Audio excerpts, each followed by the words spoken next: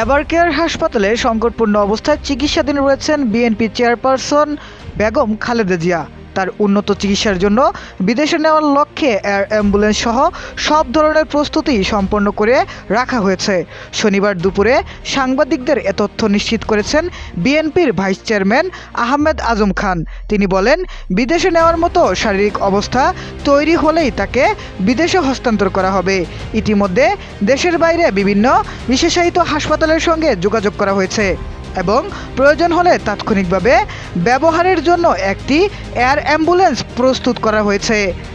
এ সময় আহমেদ আজম খান আরও বলেন, দেশি বিদেশি বিশেষজ্ঞ চিকিৎসকদের সমন্বয়ে গঠিত মেডিকেল বোর্ডের তত্ত্বাবধানে খালেদা জিয়ার চিকিৎসা চলছে।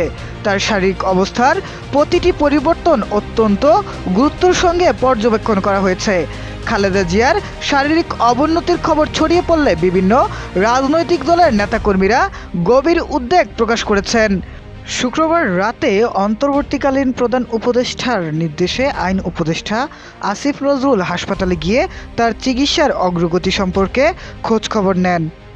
৮০ বছর বয়সী বেগম খালেদা জিয়া দীর্ঘদিন ধরে হৃদরোগ, liver cirrhosis, diabetics, arthritis, kidney জটিলতা সহ বহুবিধ রোগে ভুগছেন। গত ৩০ নভেম্বর শ্বাসকষ্ট বেড়ে গেলে তাকে দ্রুত এভারকেয়ার হাসপাতালে ভর্তি করা হয়।